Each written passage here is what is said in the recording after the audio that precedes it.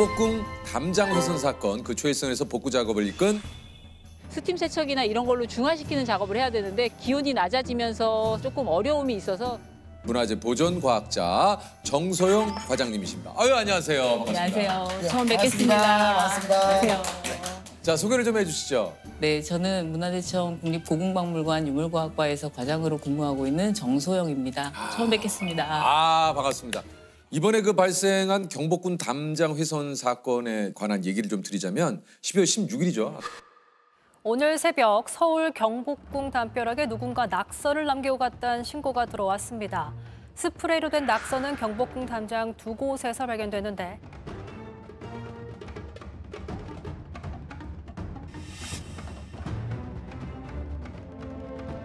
사실 이 소식을 듣고 뭐 진짜 저를 비롯한 뭐 많은 우리 또 국민 여러분들도 그렇고 많이들 진짜 놀라셨고 진짜 분노했는데 좀 그 이 얘기를 접하신 때가 언제였습니까?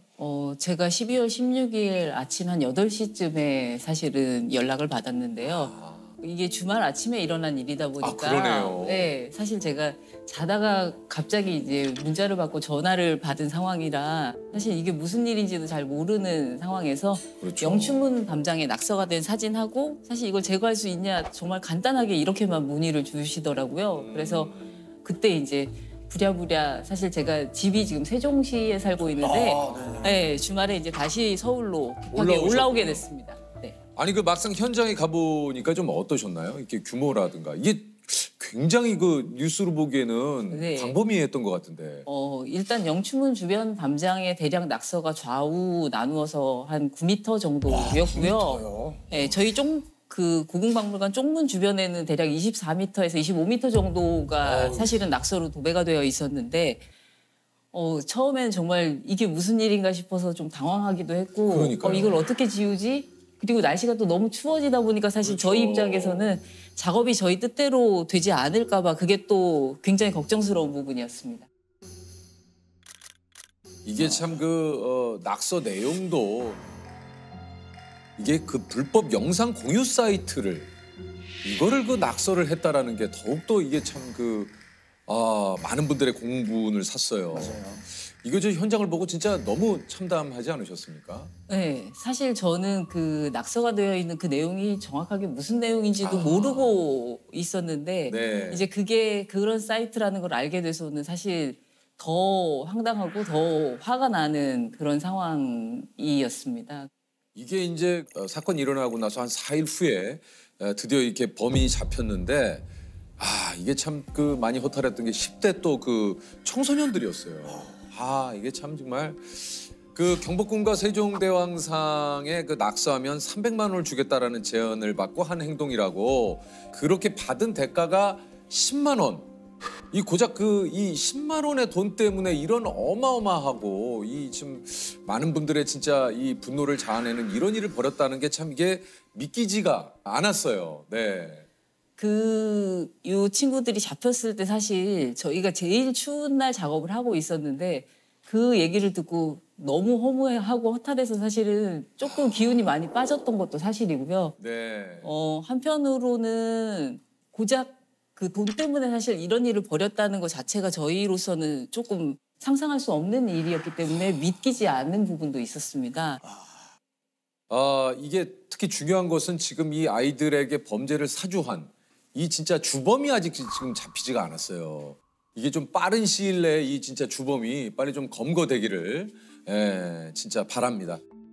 임군은 텔레그램으로 낙서를 하면 300만 원을 주겠다는 이 팀장의 제안을 받고 범행했다고 진술했습니다. 특히 이 팀장이 스프레이로 하라며 낙서 도구까지 지정한 것으로 파악됐습니다. 5만 원씩 두 차례 주며 교통비와 함께 스프레이를 사는데 쓰라고 했다는 겁니다. 현재 벽 깊숙이 스며든 스프레이 때문에 복구에 더욱 어려움을 겪고 있습니다. 경찰은 이 팀장이 지우기 어렵게 스프레이를 택한 걸로 의심하고 있습니다. 범인이 밝혀지고 나서 욕 진짜 많이 하셨다고 그러더라고요. 그렇습니까? 쌍욕이 절로 나오는 예, 진짜요. 상황이어가지고 욕이 계속 그거 어떻게 참을 수 있겠어요.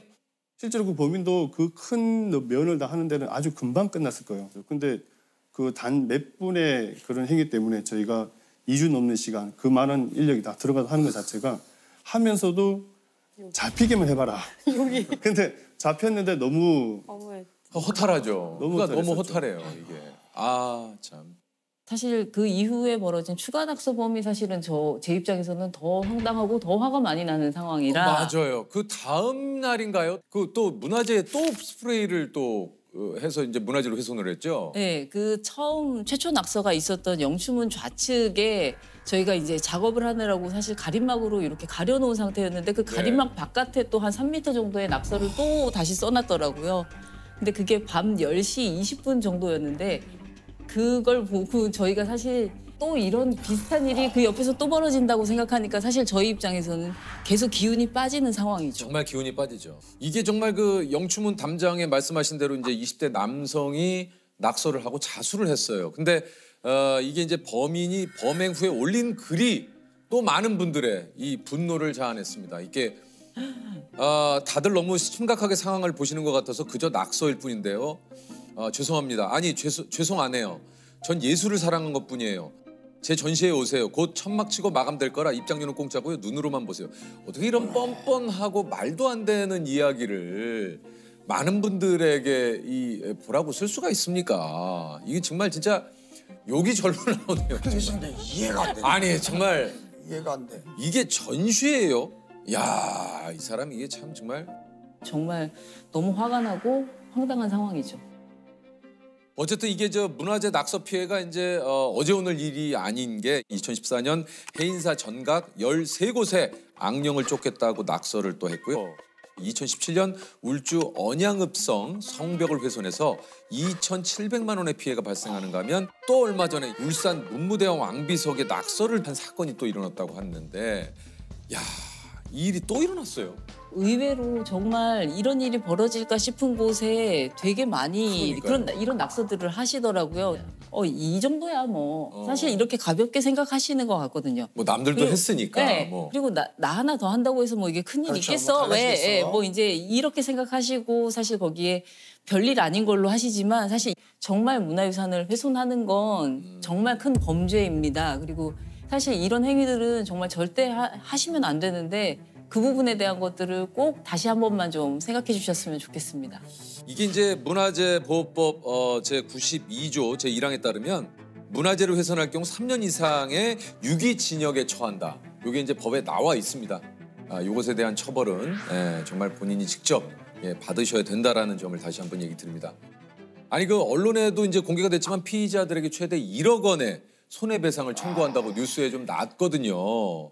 여러 가지 인건비, 장비, 뭐 들어간 비 아까도 얘기했지만 이게 비용이 필요한 일이기 때문에. 네네. 그렇죠. 문화재보호법이 2020년에 개정이 되면서 이렇게 문화유산에 글씨를 쓰거나 그림을 그리는 훼손 행위를 한 사람들에게 원상복구를 명령할 수 있도록 사실은 규정이 개정되면서 이번이 이제 첫 번째 그 사례가 되는 거죠. 근데 이게 이제 첫 번째 사례군요. 네, 그렇습니다. 그래서 저희가 이제 원상복구를 하는 방법은 두 가지가 있는데요. 하나는 행위자가 직접 원상복구를 하는 방법이 있고요. 이제 그게 원활하지 않을 경우에는 사실 국가나 지방자치단체에서 먼저 원상복구를 하고 그에 대한 비용을 이제 청구하는 방식으로 진행을 하는데 야, 이게 사실은 그러니까 이렇게 이제 비용적으로 이제 후에 여러 가지 복구 비용을 청구하는 것도 있지만 아까 얘기한 대로 야, 이걸 이제 본인이 직접 지우게 하는 그것도 참 좋은 방법일 수 있겠다라는 생각이 드는데 사실 저희가 처음 이 작업을 막 하고 있을 때 이제 이 범인들이 저희 작업하는 동안에 잡히면 이 사람들 데려다가 여기다 놓고 같이 이걸 좀 시켰으면 좋겠다라는 생각도 사실 저희가 내부에서 일할 때는 그런 얘기를 그거 참 좋은 방법인 것 같아요.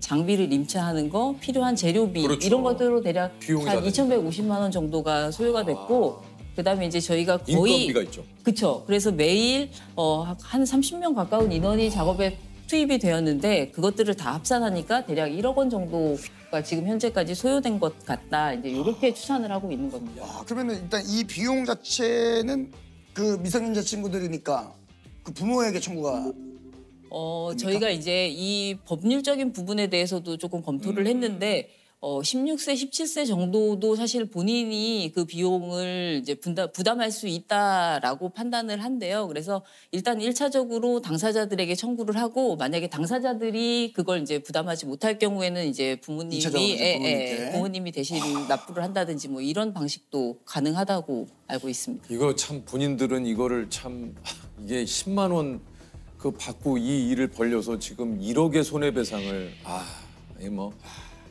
뭐 그러나 어쩔 수 없죠. 예, 본인이 저지른 죄값은 본인이 치러야죠. 예. 그 낙서로 훼손됐던 경복궁 담장이 다시 좀 깨끗해졌는데 이 복구 작업은 마무리가 된 겁니까? 지금 저희가 1단계 복구 작업이 마무리된 상태고요. 네. 실제로 이 낙서 사건이 동절기에 일어나다 보니까 긴급하게 그 스프레이 물질을 제거하는 1단계 작업을 진행한 후에 봄 이후 저희가 2단계 작업을 준비하고 있습니다. 그래서 지금 현재 약 80% 정도 완료된 상태입니다.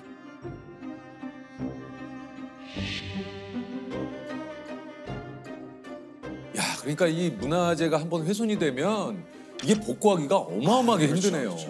저희가 그러면 완벽하게 복구가 되려면 한 어느 정도 한 올 6월 정도는 돼야 될까요? 저희가 지금 사실 이제 표면 상태가 어떻게 변화되는지 뭐 이런 것들을 이제 동절기에 계속 모니터링을 하고 아마 빨라도 4월은 되어야 2차 작업을 시작할 수 있을 것 같아서 네.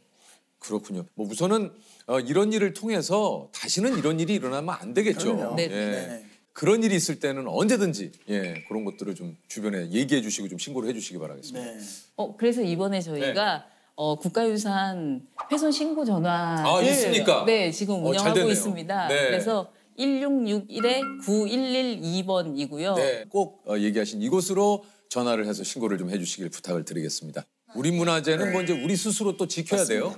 네. 부존과학자가 무슨 일을 하는 사람들이야라고 물으면 사실 저희가 가장 편하게 얘기하는 건 문화재 의사라고 설명을 많이 하거든요. 그래서 이제 지금 문화재가 어떤 상태에 있는지, 뭐가 문제인지 이걸 이제 잘 보존하기 위해서 어떤 조치를 해줘야 되는지 사실 이런 것들을 하는 과정이 병원에서 사실 의사 선생님들이 환자를 치료하는 과정하고 되게 유사하거든요. 그게 이제 대상이 사람이 아니라 문화유산인 것뿐이지.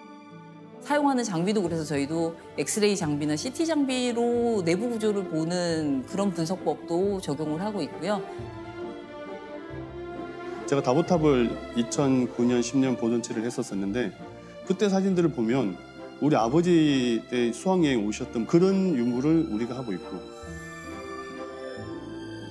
우리 역사가 이렇게 우리의 개개인의 역사가 빗대져 있는 투영되어 있는 것들이라고 봅니다. 잘 지키고 보존해서 다음 세대로 계속 이제 이것들이 이어질 수 있도록 저희가 이제 그 중간에서 지금 역할을 하는 게 아닌가 그렇게 생각합니다.